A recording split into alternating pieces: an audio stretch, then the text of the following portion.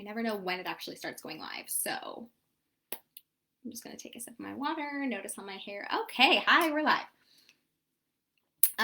First of all, I meant to go live earlier this morning and got sucked into writing a client nutrition program and forgot. So sorry that I'm a little late, but hopefully this will be really helpful for you. I'm going to try to go through this really concisely so that it's easy to like digest and kind of put into action. This is about belly fat.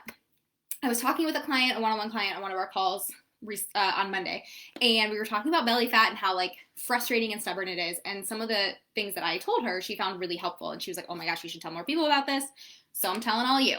I also have a hair. Got it. Okay, so here's the deal with belly fat. We hang on to fat in our midsection for really good reasons. It's actually like evolutionarily like really important. And when we realize that it's actually like meant to be there a little bit, maybe it's a little bit easier to let go of the frustration of the fact that it's hard to get rid of. So, number one, the reason why we hold fat in our midsection is because all of our important organs live in this cavity, right? Like I have my like here, right? So our body holds fat around there to protect them, which like, yay, that makes so much sense, and it means that your body is functioning, and that's great. As women especially, that lower belly like pooch that's so hard to get rid of is there on purpose because our uterus is also there. And so our bodies are designed to, at some point, if you choose to, whatever, even if you don't choose to, your body is designed to carry a child, and that lower belly fat is there to protect that pregnancy and to leave space for the baby to grow. Cool. Okay, so that's the reason why it's there. Now, why is it so hard to get rid of? For those same reasons. Your body is going to hold on to it there because it's there to protect the most important things, and that's why we tend to lose weight, or we do lose weight on our limbs before we lose it in our midsection. Some people, it's the opposite. It has a lot to do with your genetics and with your body proportions, but if you're holding on to stubborn belly fat, that's why. So like, thank you, body, for taking care of all of the things that keep me alive. Yay. Now, once we accept that, there are a couple of factors that can help with reducing body fat, or reducing body fat altogether, but reducing belly fat specifically.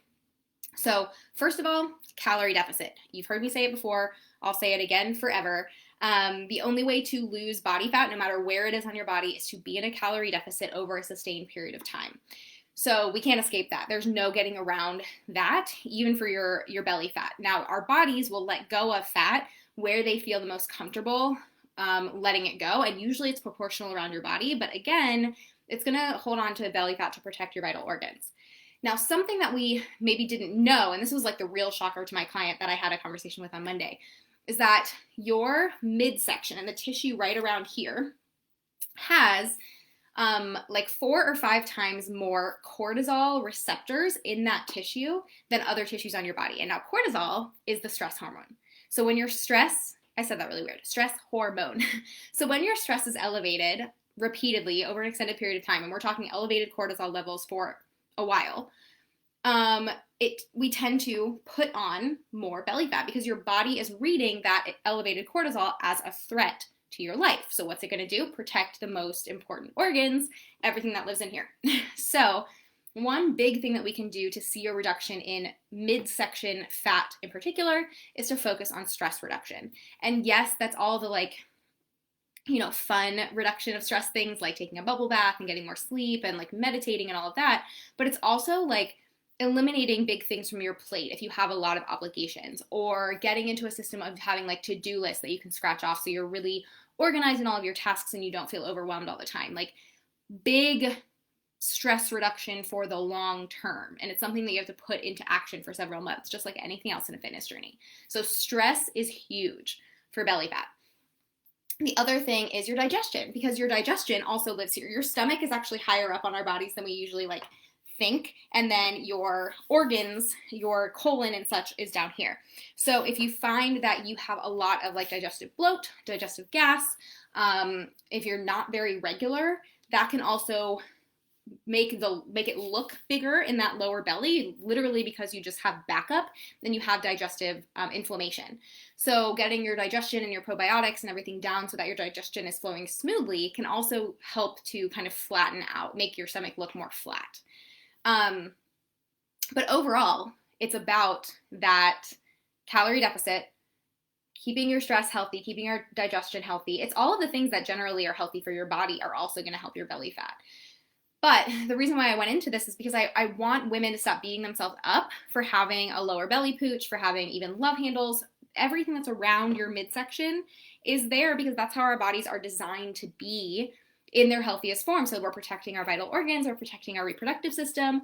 So give yourself a freaking break, especially if you are doing the work and you are working out and working on getting that calorie deficit consistent and all of the things. Like, you're taking steps. It just might be slower and more stubborn than other body parts for that reason. So long story short, not that long, 5 minutes, calorie deficit, we cannot spot reduce belly fat, body fat anywhere. As much as we want to, we can't. There's no way to do that.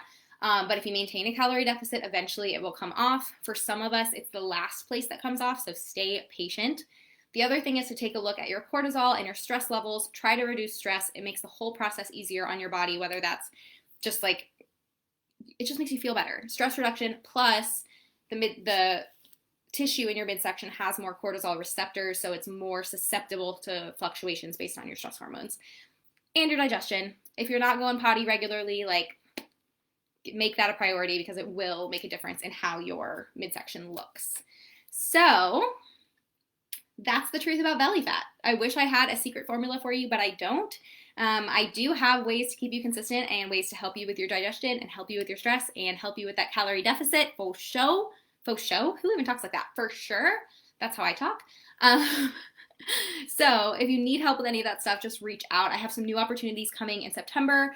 I'm kind of wrapping up August right now. All of my one-on-one spots for August are full and the group program is rolling. So hang tight for September. Things are coming, and I hope you have a great end of your week. Goodbye.